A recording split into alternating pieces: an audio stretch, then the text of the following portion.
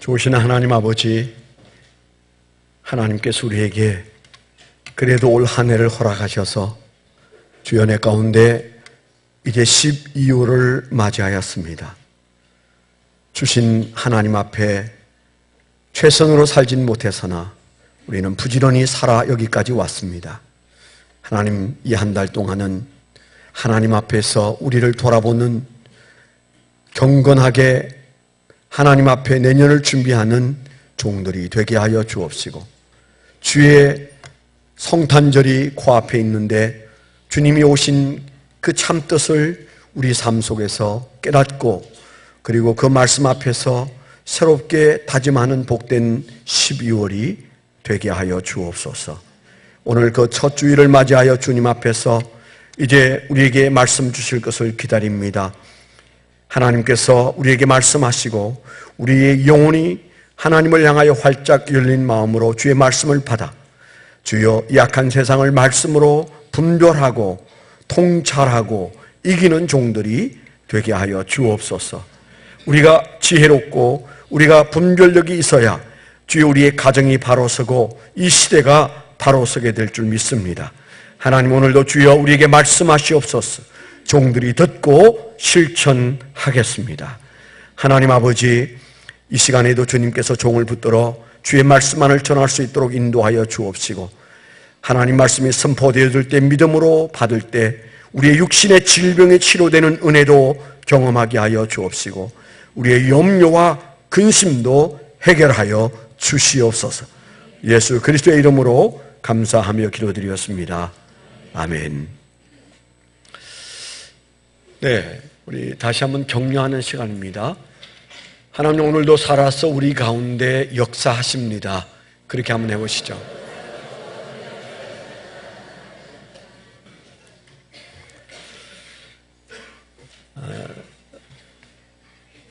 집안 얘기를 자주 해서 미안합니다마는 저희 어머님이 저희 교회에서 개척을 함께 하시고, 그리고 세상을 2000년도에 떠나셔서 2000년 11월 25일 날 소천하셨습니다. 엊그제가 이제 어머님 소천일이어서 산소에도 다녀왔습니다마는, 그 어머님은 저희 교회 개척에 가장 큰 수고를 하신 분 중에 한 분이세요. 어린 저희 두 아들을 완벽하게 맡아서 길러주시고, 오히려 신방을 안 가고 책상 앞에 앉아 있으면 저는 안 불안한데 우리 어머님이 불안해하셨어요. 아니, 목회는 발로 다녀야 되는데 왜 앉아 있지? 신방도 안 가고. 이제 그렇게 생각하시는 장로교 권사이셔요. 근데 그 어머님이 젊었을 때보다 늘 병치레를 많이 하셨어요.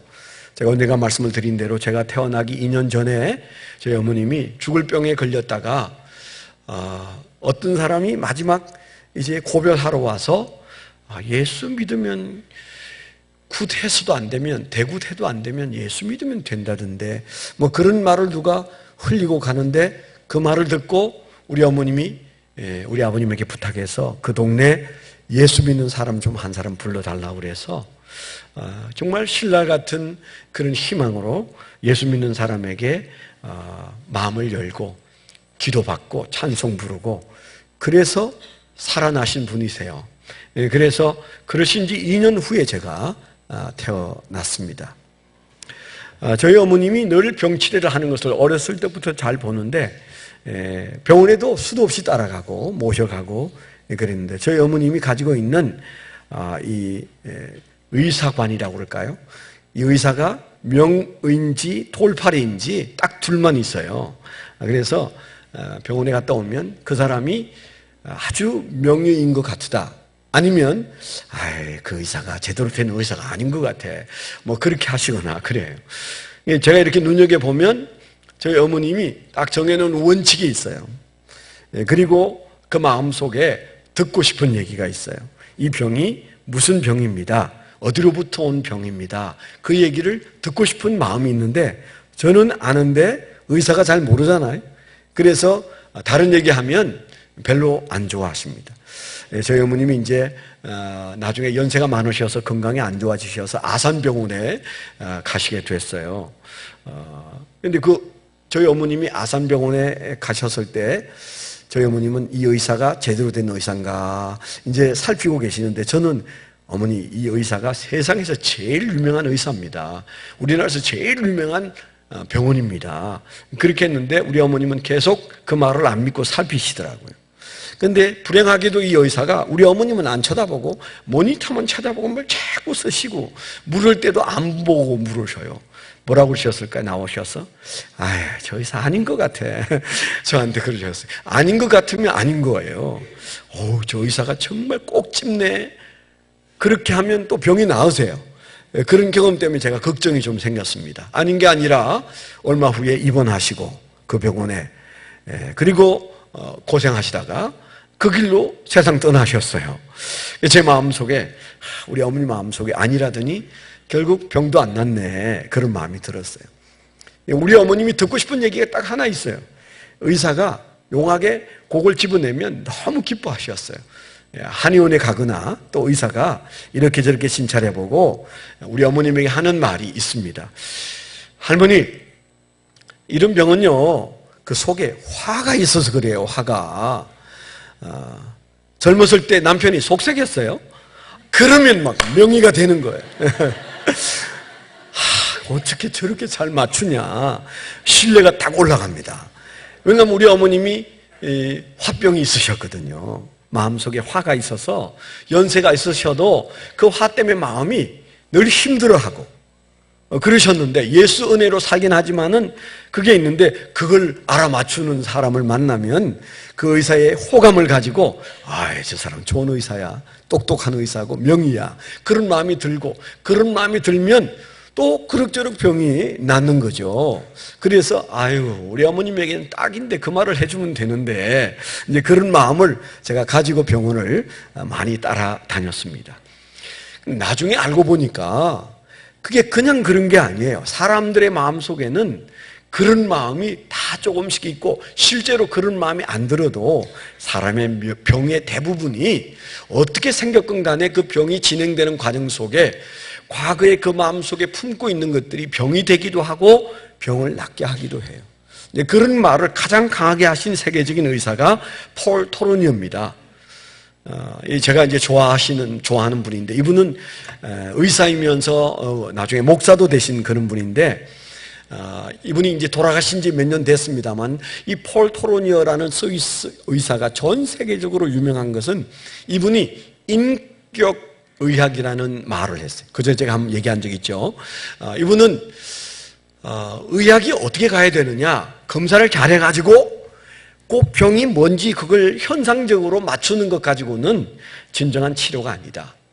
그 사람의 인격 속에 무엇을 지금 현재 고민하고 있는지, 무엇이 화로 그 마음속에 있는지, 그 속에 있는 인격 속에 숨어져 있는 것을 치료하지 않으면 병은 계속 재발한다. 그리고 병이 걸려도 그게 점점 심화된다. 그런 얘기를 하신 분이에요. 그분은 자기 경험에 의해서 한 얘기입니다. 이분은 아주 어렸을 때 아버님이 목사님이셨는데 이분이 빨리 세상을 떠나시고, 그리고 그 어머님이 충격적으로 바로 따라가셨어요. 그래서 7살 때 외삼촌 집에서 그가 이제 입양이 되어서 자라게 됐는데, 그때부터 이 아이는 입을 닫고 말을 안 하는 겁니다. 자폐증이 걸린 겁니다. 그리고 그저 개하고만 놀고 사람하고는 절대 눈도 마주치지 않는 그런 아이가 됐어요. 그 아이가 이제 성장해 갈 때도 학교를 갔는데 아무하고도 안 놀고 저만치에서 앉아서 그냥 먼 산만 보고 있고 그렇게 자라는데, 어느 날 선생님 중에, 초등학교 선생님 중에 한 분이 5학년 때 저 아이가 저렇게 아무하고도 대화를 안 하고 사람하고 관계를 안 맺으니 내가 좀 어떻게 좀 도와줘야 되겠다. 그래서 그 아이를 따로 붙들고 이런저런 얘기를 시키다가 어느 날 이 아이의 마음속에 아주 신랄 같은 빛이 들어왔어요. 그 선생님이 자기에게 말을 시키는 그 모습에 마음이 조금 움직였어요. 그렇게 시작된 것이 그분이 살아가는 인생에서 큰 3번의 대화로 마음이 활짝 열리는 경험을 하고는 나는 의사가 돼야 되겠다. 그렇게 됐고, 사람을 치료하겠다. 그렇게 했고, 그 다음에 늘 관심이 내게 있던 병이 내 마음 깊숙한 곳에 있는 거였는데, 그게 대화로 풀렸는데, 아무도 그걸 잘 못 찾는 중에 선생님 세 분이 그런 길을 열어주셨다. 그런 마음이 들은 거예요. 이분이 이제 나중에 의사가 돼가지고 종군 의사가 돼서 이제 군대 전쟁터에 나갔는데, 손가락이 잘라진 사람도 죽는데 팔 다리가 잘라져 나간 사람도 살아나는 것을 보고 이게 뭐지? 어떤 사람은 손가락이 잘라져 나가도 그냥 병들어 죽고, 어떤 사람은 팔 다리가 다 포탄에 잘려 나갔는데도 살아나고, 이게 뭐지? 그걸 가지고 연구를 해서 이분이 쓴 논문이 인격의학이었어요. 그러니까 사람의 인격은 사람을 살리기도 하고 죽이기도 하는데 그 인격과 의사가 만나야 된다, 이제 그런 말을 하는 거잖아요.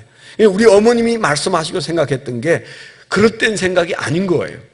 그래서 이분은 처음에 개업의로 이제 동네 병원을 차렸을 때 낮에 환자를 진찰하고는 오늘 저녁에 우리 집에 한번 놀러 오세요. 제가 간단한 음식을 맛있게 준비해서 대접을 하고 싶습니다.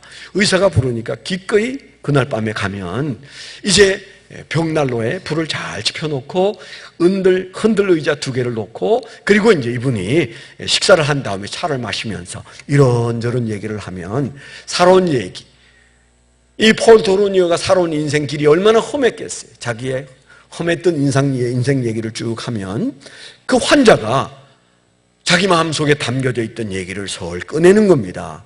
그래서 서로 어떻게 얘기할 때는 그저 서로 울기도 하고 붙들고 이제 기도해주고, 내일 아침에 병원에 다시 한번 나오시면 제가 내일 아침에 처방해서 약 드릴 거예요. 그 약 먹으면 하나님이 낫게 해주실 겁니다. 그렇게 얘기하고 그 다음날 오면 그분에게 약을 처방해서 그리고 이제 기도해서 보내면 병이 낫는 거예요. 그래서 이분이 전 세계적으로 사실은 그것으로 유명해졌고 나중에 이제 목사로도 굉장히 유명한 삶을 살았던 그런 분이세요. 그러니까 사람의 병이 눈에 보이는 그 병이 진정한 병이 아니고 그 안에 있는 속병이 그 사람을 인생에 참 불행을 얘기하게 되고 재미없다고 말하고 살아갈수록 화나고 그리고 슬프고 그래서 우울증도 걸리고 또 두려운 증상도 생기고 우리가 뭐 이렇게 사는 거 아니겠어요? 바로 그 얘기를 하셨는데 오늘 말씀이 그 얘기를 하고 있어요. 한 여인과 예수님이 만나서 그 여인을 치료하는 얘기가 오늘 말씀에 나오지 않습니까? 한 여인, 그 여인은 우리가 잘 아는 대로 이 사람은 결혼을 5번 했는데 남편을 5명을 만났는데도 인생은 안 풀렸어요.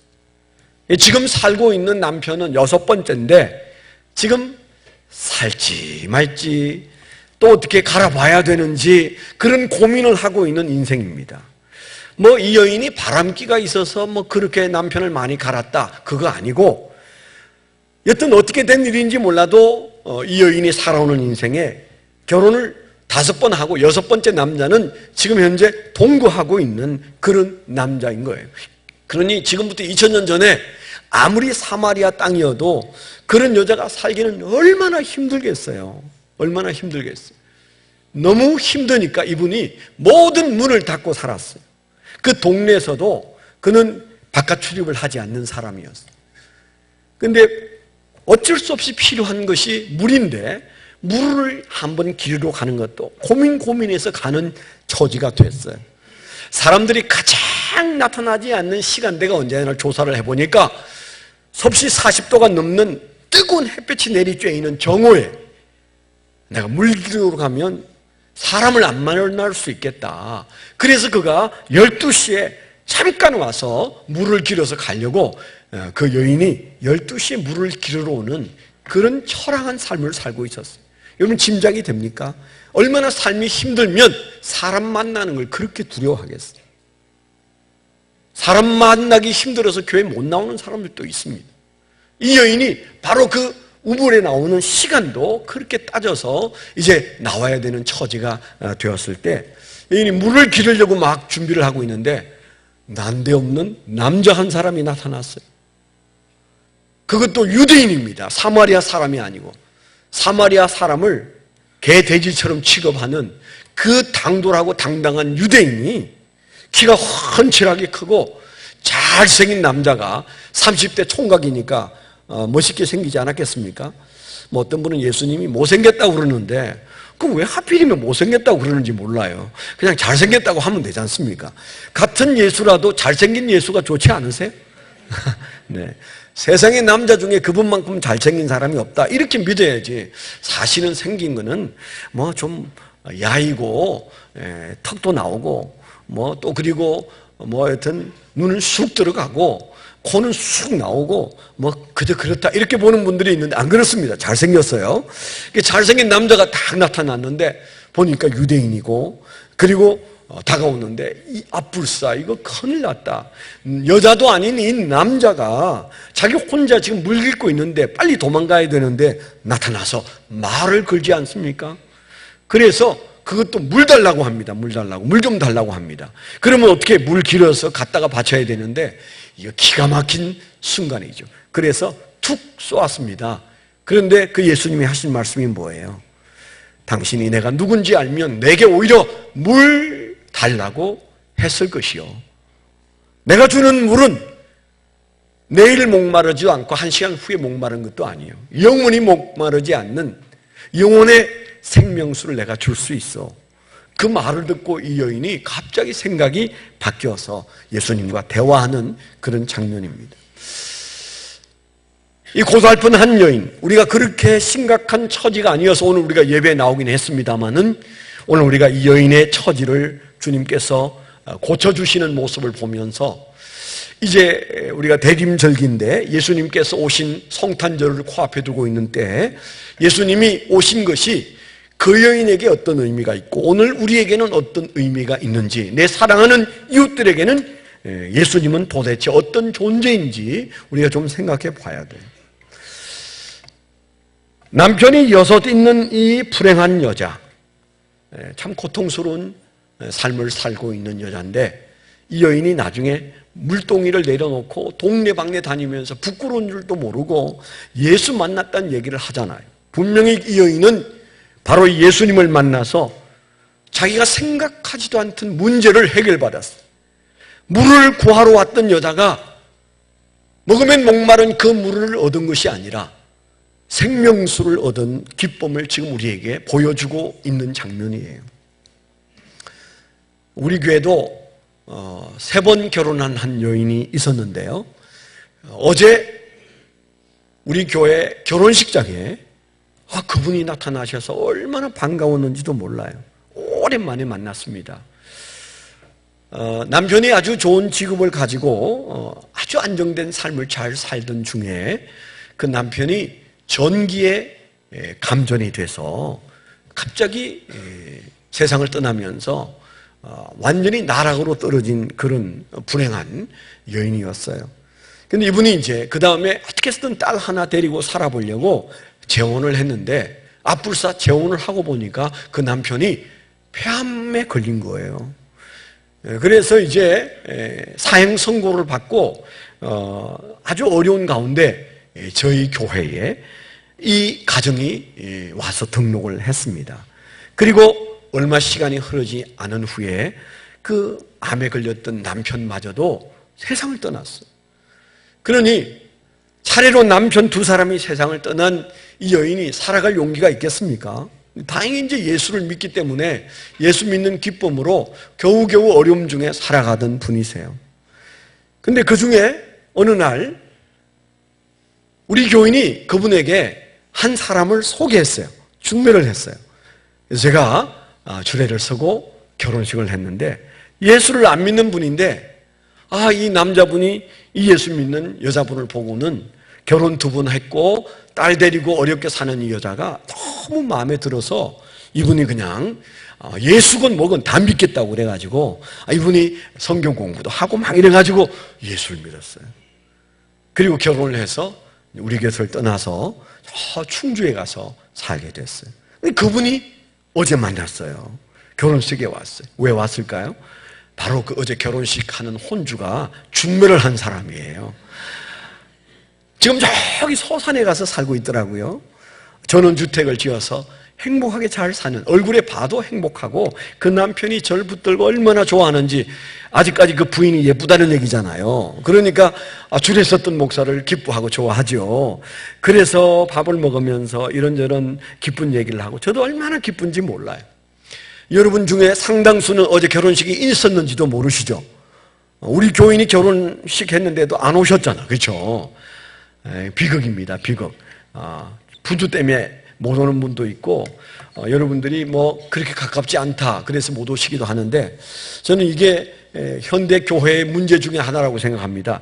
성경대로 말하면 우리가 권속이 한 가족이에요. 그런데 한 교회 가족이면 우리가 부주가 없어도 여러분 결혼식에 오셔야 합니다. 그래서 그 뷔페에 많은 비용을 혼주가 내더라도, 그래서 망하더라도 가야 돼요. 그냥 가서 얼굴 내밀면 그게 부주입니다. 그렇게 해서 좀 걱정되면, 아니 그 뷔페 안 먹고 교회에서 결혼할 거 아니에요? 교회에서 여러분 그저 국수 말아서 먹으면 그 돈 안 듭니다. 그럼 한 돈 100만 원이면 국수면 충분해요. 500명 먹어도 아무 문제 없어요. 왜 그렇게 잘 먹인대요? 요즘 살쪄서 다 걱정인데. 그러니까 교회에서 결혼식 해야 되는데 뭘 어디에 가서 하니까 비용이 보통 안 들어요. 그러니까 그냥 내가 안 가주는 게 보태는 거다. 그래가지고 부주 인편에 보내고 안 오시고 그러시더라고요. 어제도 제가 이렇게 보니까 우리 교인이 더러 많이 오셨지만 그 몇 명 안 되세요. 몇 명 안 되세요. 바로 그 김성종 장로님은 우리 교회 1호 신자입니다. 1호 신자. 처음 등록한, 개척한 지 한 달 만에 부활절 날 등록한 부부예요. 그래서 모르는 사람이 아마 없는 분인데, 여튼 그 멀리에서 이 세 번째 결혼한 여인이 여러 시간 걸려서 오고 가고 수시간 걸릴 텐데 오신 것은 뭐예요? 고맙기 때문이에요. 내 인생의 문제를 해결해 주었다. 그래서 그 고마움 때문에 그 결혼식에 찾아온 거잖아요.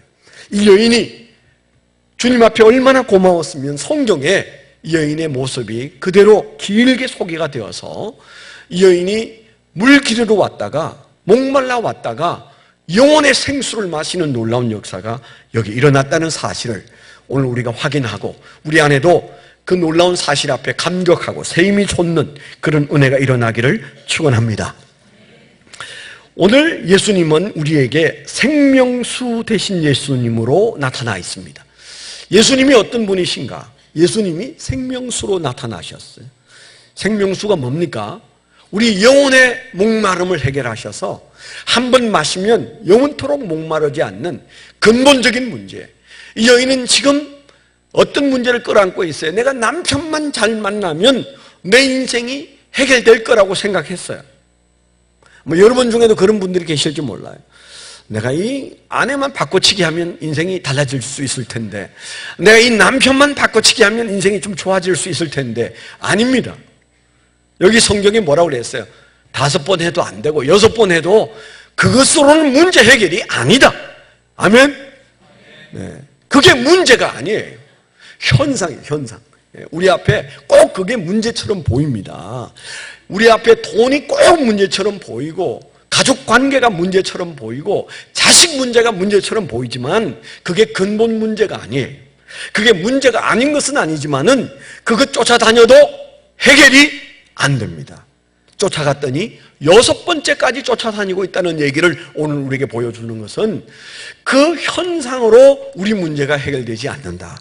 우리가 볼 수 없는 미련한 눈을 가지고 있지만은 주님께서 그 문제에 대해서 해결점을 우리에게 보여주시는데, 생명수 되신 예수님이 이 문제를 해결하는데 도대체 어떤 분이셨는가?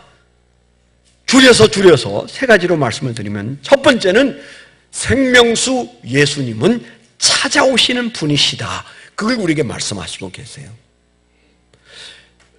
우리가 그 생명수를 마셔야 되는데, 우리 인생의 문제를, 우리가 모르는 그 깊은 문제를 해결받아야 되는데, 어떻게 그 문제를 해결받아요? 어디에 있는 줄 알고 찾아가요? 아니에요. 찾아오시는 분이십니다. 예수님이 이 여인을 찾아오셨어요.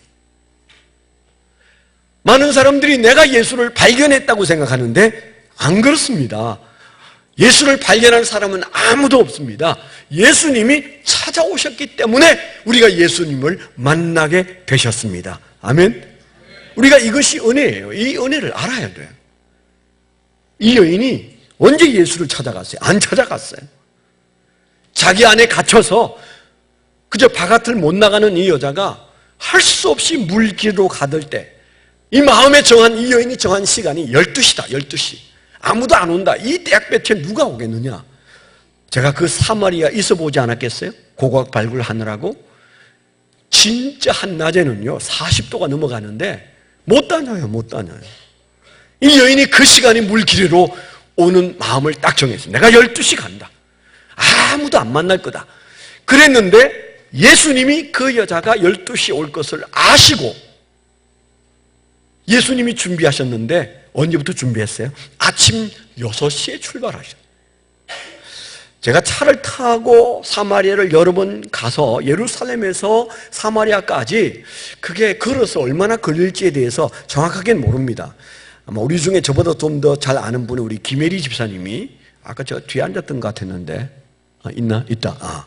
네, 저분한테 물어보면 정확할 겁니다. 내가 하는 말은 약간 틀린 말일 수 있어요. 제 짐작으로 사람이 걸어가면 한 6시간 정도 걸려야 사마리아에 당도할 수 있어요. 어쩌면 더 걸릴 수도 있고 덜 걸릴 수도 있는데, 그러면 12시, 이제 6시라는 게 12시입니다. 12시에 딱 만나려면 적어도 우리 시간으로 뭐예요? 새벽 6시, 요즘 같으면 깜깜할 때 그때 출발하셔야 됩니다. 예수님이 바로 그렇게 하신 분이세요. 곰곰이 한번 생각해 보세요. 나는 남편이 6인 여자를 만나기 위해서 그 여자의 시간에 그 장소에 내가 가야 되는데, 내가 6시간 먼저 가야 되는데, 내 혼자 가면 하나님의 권세로 어떻게 갈 수 있을지 몰라도 그저 예수님 제자를 몽땅 다 데리고 가셔야 돼요. 베드로는 성질이 급해서 한 번 깨우면 일어날지 모르는데 가룟 유다는 아마 발로 차야 일어날지도 몰라요. 그래서 다 일으켜서 기상시켜서 무장시켜서 이제 가는데, 혼자 가는 길도 아니고 12명의 제자를 데리고 가는 길이 정확한 12시에 그게 도착한다는 게 그게 쉬운 일이 아닙니다. 예측 불허의 시간입니다. 그런데 보세요. 예수님이 딱 그 시간에, 그 우물가에 그 여인이 오는 시간에 딱 가서 그 여자를 만나지 않습니까? 이게 우연입니까? 우연이 아닙니다. 예수님께서 이 여인 만나려고 찾아오시는 모습이에요. 우리가 그렇게 예수 만났고, 우리 주변의 사람들이 그렇게 예수님을 만날 수밖에 없습니다. 예수님은 어떤 분이신가? 생명수 되셔서 우리를 치료하실 그 예수님은 찾아오시는 하나님이세요. 아멘. 우리에게 찾아왔고, 그리고 누군가에게 찾아가실 분이신데, 잘 보세요. 성경을 보세요. 아브라함도 예수님이 찾아오시고 하나님이 찾아오셨어요. 모세에게 하나님이 찾아오셨어요. 베드로에게 그 고기 냄새, 생선 냄새 나는 그 배에 예수님이 찾아서 올라오셔서 베드로가 예수 믿게 되고, 예수 믿는 사람 때려 죽이려고 말 몰고 남의 나라 다메섹까지 갔던, 저 지금 이라크까지 갔던 바로 그 바울을 예수님이 찾아오셔서 만나시고, 여러분에게도 저에게도 예수님이 그렇게 찾아오셔서 만나신 분이세요. 그래서 생명수 되신 예수님은 찾아오시는 분이시다. 이 사실을 굳게 믿게 되기를 축원합니다. 두 번째, 우리가 오늘 이 말씀에서 꼭 기억해야 되는 진리는, 그 예수님은 대화하시는 분이시다. 생명수 되신 예수님은 찾아오실 뿐만 아니라, 만나 주실 뿐만 아니라 예수님은 대화하시는 분이세요. 저는 여러분들을 영적으로 이끌어가는 목사인데, 참 제일 어려운 것은 여러분의 영적인 삶에 목사가 영향력이 너무 작다는 겁니다. 이게 마음대로 안 돼요. 평생을 여러분들의 신앙을 좀 더 도와드리고 싶은데 다가가면 도망가고 그래서 적당한 거리에 있으려고 합니다. 아주 많은 사람들이 예수님하고 대화하지 않고 예수를 믿어요. 여러분, 예수하고 대화하지 않는 신앙생활은 종교생활입니다. 종교생활. 비나이다, 비나이다. 이거는 종교생활이에요. 예수님하고 대화 안 하는 신앙생활은 아직 신앙의 전 단계입니다. 제가 이런 말 하면 여러분들이 불편해지고 힘들어져서 교인 수가 늘어나지 않는 거 잘 알아요. 예? 제가 여러분들에게 늘 힘되는 얘기 좀 해야 되는데, 할렐루야! 그래가지고 여러분들에게 막 용기가 나게 막 이래야 되는데, 여기 서면 그 말이 싹 사라져요. 잔소리하고 싶어져. 용서하십시오. 저렇게 믿으면 안 되는데, 저러다 천국 가면 나도 욕먹고 저분들도 욕먹을 텐데, 이런 마음이 드는데, 그런 마음을 주시는 분 앞에서 그거 싹 지우고, 교회를 부흥시켜야지 무슨 얘기야. 교회가 지금보다 몇 배로 커지면 성공한 목사가 될 텐데, 이제 그런 생각이 제 마음속에 들 수 있습니다. 그런데 올라오면 잔소리가 자꾸 나와요. 지금 잔소리하고 있습니다. 네, 원고에 전혀 없는 얘기를 지금 하고 있어요. 그러면 그게 잔소리 되더라고요. 어떤 사람은 목사님이 나이가 들어서 저 잔소리가 많아져서. 아닙니다. 제가 30년 전 녹음한 것도 있어요. 들어보면 그때도 잔소리 했어요. 왜? 보면 저렇게 믿으면 안 되는데, 근데 그렇게 믿고 있거든요. 다른 거 아니에요. 여러분, 신앙을 한번 진단해 보세요. 오늘 말씀 앞에서 예수님은 이 여인에게 찾아오셔서 그 다음에 뭐예요? 그 여인이 원치 않았지만은 애써서 대화하려고, 여인이시여 내게 물을 좀 주시오, 그렇게 말하잖아요. 얼마나 듣기 싫은 소리인지 몰라요. 그 여인은 가까이 오는 것만 해도 그냥 힘든데 물까지 달라고 하니 정말 말하기 싫은 그런 삶입니다. 그래서 뭐라고 말합니까? 사마리아 여자가 이르되 당신은 유대인으로서 어찌하여 사마리아 여자인 나에게 물을 달라 하나이까 하니. 아니, 목말라 물 달라는 사람한테 무슨 족보가 무슨 문제가 있습니까? 그걸 따지고 있습니다. 이는 유대인이 사마리아인과 상종하지 아니함이로라. 그러니까 우리 상종할 수 없는데 물 달라고 하면 돼요? 가세요. 계속 그렇게 말하면 나 성추행 당했다고 얘기할 거예요. 뭐 이런 식으로 이 여자가 이제 나오는데, 예수님은 계속 이 여자를 붙들고 말을 많이 하는 겁니다. 내가 만일 하나님의 선물로 또 내게 물 좀 달라 하는 이가 누구인 줄 알았더라면 내가 그에게 구하였을 것이요 그가 생수를 내게 주었으리라. 물 달라고 해놓고 물 주겠다고 얘기하니 뭐 이게 얘기가 왔다 갔다 하는 얘기인데도 이 여인이 뭐야 이거, 그렇게 듣는 이 얘기가 뭐예요? 지금 뭐 하고 계시는 거예요? 말하려고 하지 않는 이 여인에게 대화를 시도하는 예수님이세요. 저와 여러분에게도 예수님은 대화하기를 원하세요. 말 좀 하자. 너 문제 해결하기 위해서라도 말 좀 하자. 넌 지금 생수인 줄 알고 쫓아다니는 그 물은 터진 웅덩이에서 나오는 우물물이야. 그걸로는 문제가 해결이 안 돼. 그건 근본적인 해결점이 없어. 나하고 얘기 좀 하자. 주님께서 그러시는데 우리가 주님에게 아무것도 바라지 않고 대화하지 않습니다. 예수님이 제자들에게 뭐라고 말씀하셨어요? 너희가 그렇게 기도하면 안 된다. 너희가 이렇게 기도해. 그리고 하신 말씀이 하늘에 계신 아버지시여 나라에 임하옵시며 뜻이 하늘에서 이루어진 것 같이 땅에서도 이루어지이다. 오늘 내게 필요한 것도 주십시오. 그렇게 기도하라고 주기도문을 가르칠 때 첫 마디가 지금까지의 기도와 다른 기도였어요. 그게 뭐예요? 하늘에 계신 내 아버지시여 그렇게 기도해라 그랬어요. 이스라엘 백성들에게 아버지 개념이 전혀 없는 건 아니에요. 하나님이 창조하셨으니까, 내가 나를 하나님이 만들었으니까 우리 아버지는 맞다, 그 정도예요. 여러분, 그렇게 믿고만 있으면 그건 신앙적인 상태에서 좀 멀리 떨어져 있는 겁니다. 성경을 자세히 보면 우리가 하나님이 우리를 만들었기 때문에 우리 아버지라는 것이 아니고, 하나님이 나를 불러서 구원하셨기 때문에 나는 하나님에게 다시 입양된 양자다. 그 사상이 바른 신앙이에요. 그러니까 대화 없이는 그 신앙이 안 되는 거예요. 하늘에 계신 내 아버지시여. 그럴 때 가슴 속에서, 기도는 여러분 잘 못해도 괜찮아요. 무슨 말을 해야 될지 잘 몰라서 안 나와도 괜찮아요. 그런데 기도가 하늘에 계신 내 아버지시여, 여러분, 그 기도가 나오면 그 사람은 기도의 문이 열린 사람입니다. 아멘? 그게 안 된다니까. 여러분, 안 해보셨으면 돌아가셔서 한번 해봐요. 내가 시킨 대로 해봐요. 하늘에 계신 내 아버지시여. 한번 물어봐요. 그래, 물어보는데 그 기도가 안 나온다. 그러면 아닌 거예요. 대화 안 하고 있어서 지금까지. 이 말부터가 대화의 시작이에요. 너희가 이렇게 기도해라. 그렇게 말씀하셨잖아요. 예수님을 진실로 주여. 그렇게 부를 수 있다면 그게 기도문이 열린 사람의 특징이에요. 그럴 수 있는데 예수님이 나의 주인이시고 하나님이 내 아버지신데 삶의 가시밭길을 걸으면서 우리가 대화하려고 덤벼야 되는 거 아니에요? 하나님 아버지 얘기 좀 합시다. 하나님 아버지 얘기 좀 들어주세요. 나의 주인이시여 예수님 얘기 좀 들어줘요. 내가 지금 얼마나 힘든데 내 얘기 좀 들어주세요. 이게 당연한 거 아니에요? 만일 그게 없다면 여러분 지금 대화 거부하고 있는 겁니다. 오늘 고치세요. 회개하세요.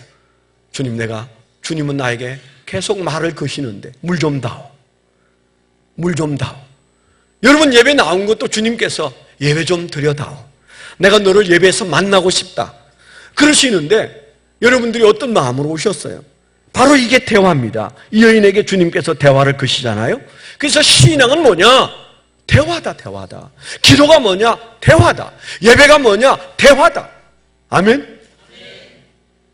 주님과 내 사이에 주고받는 겁니다. 종교는 대화 없이도 가능해요. 비나이다. 이것만 하면 돼요. 치성만 드리면 돼요. 필요 없어요. 우리는 치성. 아주 솔직하게 아버지한테 못할 말이 뭐 있어요? 내 주인한테 무슨 못할 말이 있어요? 그래서 우리가 하나님 앞에 나아가는 그 대화가 기도요. 그 대화가 있는 예배가 진정한 예배요.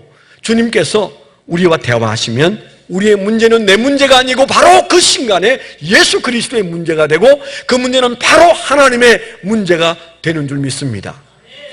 기도 순간에 내 문제는 공동 체결이 돼요. 하나님의 문제요, 예수님의 문제요.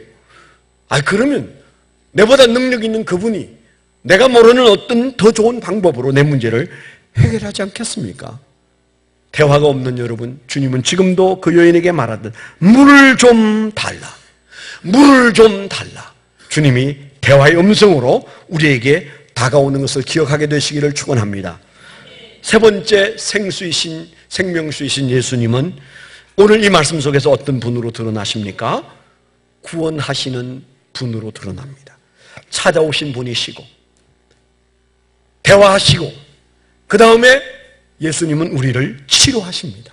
우리의 문제를 치료하고 우리의 중심을 치료하고 하나님의 치료는 뼛속까지 들어와서 우리의 모든 것을 완전하게 하시는 분이세요. 우리가 문제라고 생각하는 것만 건드려 주시는 분이 아니세요. 우리가 문제인지도 모르는 그 문제를 자꾸 문제인이 생각하는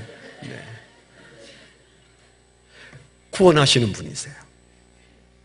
신앙은 대화를 넘어서 우리 문제가 해결되는 그 자리에서 신앙의 꽃이 피는 거예요. 예수님께서 그 여인에게 뭐라고 하셨어요? 그 여인에게 내가 바로 목마르지 않는 영원한 생수다. 그 말에 여인이 귀가 열리고 마음이 열려서 마음속에 갑자기 예배에 대한 궁금함이 생겼어요. 조금 전에 물 기르러 왔고 어떻게든 뛰어놓고 싶은 남자에게 예배에 대해서 묻습니다. 벌써 그 마음속에 뭐예요? 신앙이 들어왔다는 얘기잖아요. 그 예수님에게 예배를 묻습니다. 근데 그 예배를 묻기 직전에 무슨 사건이 있었어요? 예수님 그러면 그 물 저 좀 주세요. 그렇게 말하죠. 15절에 여자가 이르되 주여 그런 물 세상에 그런 물이 어딨나?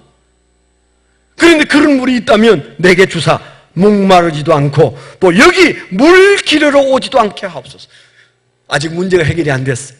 물 기르러 오기 딱 싫어요.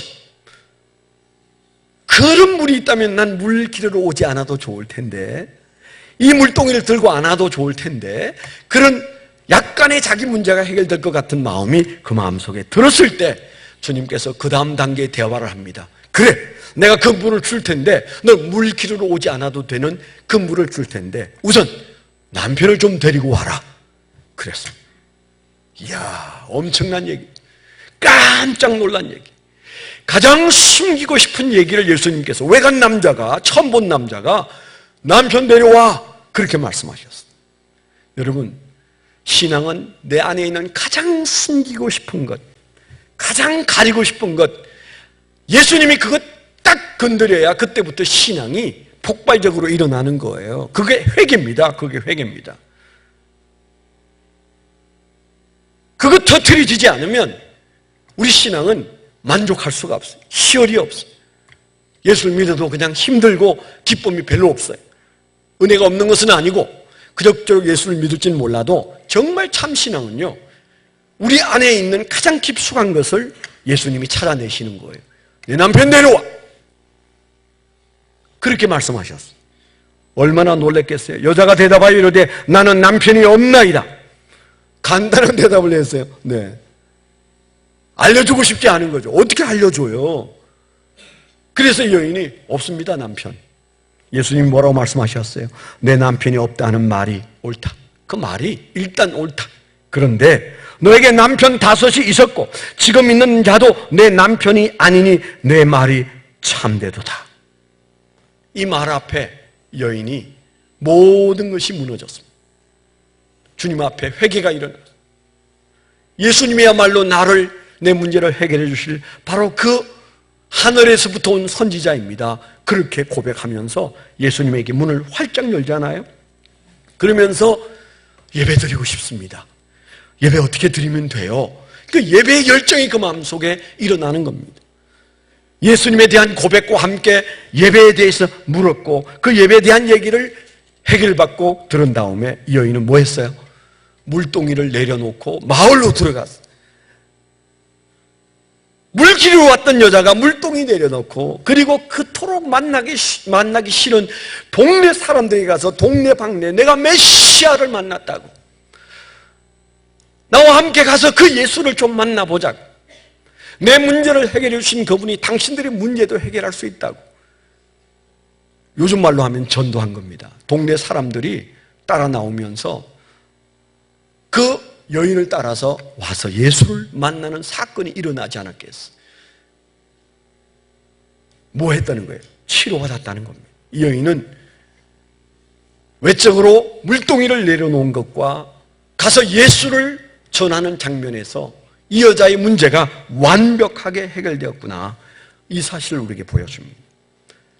우리는 예수를 믿으면서 늘 내가 목말라 하는 그것 해결되면 좋겠다고 생각하고 예수 믿어요. 예, 물론 그런 문제도 해결이 돼야 합니다. 또 해결해 주십니다. 그러나 정말 예수님이 오신 것은 우리가 다 알지 못하는 근본적인 문제를 해결해 주시기 위해서 오신 분이십니다. 그 여인의 문제는 뭐예요? 아니, 남편만 바꾸어서 좋은 남편 만나면 내 인생 그 순간부터 행복인데, 그래서 그가 1명, 2명, 3명, 4명, 5명을 바꾸어서 결혼을 했는데도 해결이 안 되고, 6번째 지금 만난 남자하고 지금 현재 고민하고 있는 그 여인, 남편이 문제라고 생각하는 그 여인에게 예수님께서 나타나셔서 생수를 말씀하실 때 예수님은 어떤 분이세요? 어떤 뉘앙스를 우리에게 주시는 거예요? 인간이 눈앞에 보이는 남편으로 문제 해결을 하려고 하지만 그 남편으로는 절대 인생 문제 해결 안 된다. 인생 문제는 참 남편을 만나야 되는데 영혼의 남편이신 예수 그리스도를 만나면 남편 문제라고 생각하는 그 문제에서부터 자유하고 인생의 문제를 해결해 놓을 수 있어서 물동이도 내려놓을 수 있고 두려움도 내려놓을 수 있고 부끄러움도 내려놓을 수 있다. 그 얘기를 오늘 우리에게 가르치시는 것입니다. 여러분, 오늘 이 말씀이 우리에게 뭐라고 말씀하세요? 예수 그리스도가 너의 영혼의 남편으로 지금 믿어지고 있느냐? 우리 모두는 다 그리스도 앞에서 신부입니다. 여러분, 천국에 가서 지금 그 옆에 있는 그 남자하고 부부로 계속 살 것 같습니까? 또 그 여자하고 부부로 계속 살 것 같습니까? 여러분의 생각이 어떻든 계속 살았으면 좋겠어요. 그래도 같이 안 살아요. 네. 천국에는 신랑 신부가 바로 바뀝니다. 누가 신랑이에요? 예수 그리스도가 영원한 영혼의 신랑이에요. 우리는 다 남자건 여자건 영적으로 변화된 신부예요. 신부예요. 내 남편도 내 아내도 함께 친구로 천국을 영원히 사는 아름다운 관계 속에 들어갈 겁니다. 혹 그 남편 천국에서 남편으로 사는 거 싫어요, 이런 분들은 걱정하지 마세요. 그럴 일 없어요. 네. 한국 남자보다 한국 여자들이 더 다시 결혼한다면 그 남자 안 만나고 싶다 그런다잖아요. 고생을 아직까지는 부인들이 더 많이 하는 것 같습니다. 여러분, 오늘 점심 교회에서 안 드시면 나가서 아니면 저녁이라도 맛있는 음식 아내들에게 사주세요. 아직은 한국 여성들은 남편에 대하여 아쉬운 게 있습니다. 뭔가 내 인생에 내 남편이 뭔가 좀 힘들게 하는 존재처럼 여겨질 수 있어요. 그런데 우리가 다 함께 기억해야 할 것은 오늘 이 장면에서 주시는 말씀이 뭐예요? 하늘나라 가면 우리 모두는 신부요, 예수 그리스도가 신랑으로서 그 예수 만나면 이 세상의 모든 목마름이 해결된다는 사실을 말씀해 주십니다. 그건 천국에 가서뿐만 아니에요. 이 세상에서 우리가 예수 그리스도를 그런 분으로 바라볼 때 우리 인생에 무겁게 하는 물동이 내려놓을 수 있습니다. 만나고 싶지 않은 사람들 만날 수 있습니다. 우리의 인생이 달라집니다. 그걸 우리에게 말씀하시는 치료의 예수, 예수님이 진정한 의미에서 우리의 생명수요, 그분이 진정한 의미에서 신랑입니다. 여섯 번째, 남편. 더 이상 그런 것 때문에 고민 안 해도 돼요. 예수님이 그를 만족하게 하시고 우리를 만족하게 하시는 분이세요. 만일에 우리가 이 사실이 가슴 속에 은혜로 있다면 우리는 크리스마스 날 누군가를 데리고 와서 물동이를 내려놓고 마을에 들어간 여인처럼 함께 가보자. 내가 만난 그 예수, 내 목마름을 해결해 준 그 예수, 내 영원한 영적인 남편은 그 예수, 당신이 만났으면 좋겠다. 그런 마음으로 전도하지 않겠습니까? 그게 바로 예수님께 올려드리는 가장 큰 성탄절 선물이기도 합니다. 우리 마음속에 예수가 생수가 되고 생명수가 되는 이 사실이 감격이요, 은혜가 되시기를 축원합니다. 기도하겠습니다. 은혜로우신 아버지 하나님, 감사합니다. 주님께서 그 여인을 찾아가시듯 우리를 찾아오셔서 만나주셨고, 기려도 먹어도 목마른 그물로 사는 것이 아니라 생명수 되신 예수 그리스도를 먹고 마셨으므로 우리가 그 은혜 속에 이 세상을 살도록 만들어주신 것 감사합니다. 아직 이 은혜를 알지 못하는 이들에게 주님 찾아오셔서 만나주셔서 대화하셔서 우리의 인생의 문제를 해결해 주시옵소서. 또 그리고 우리가 수많은 사람들에게 다가가 그 예수 그리스도를 소개할 수 있는 열정도 허락해 주시옵소서. 예수 그리스도의 이름으로 감사하며 기도드렸습니다. 아멘.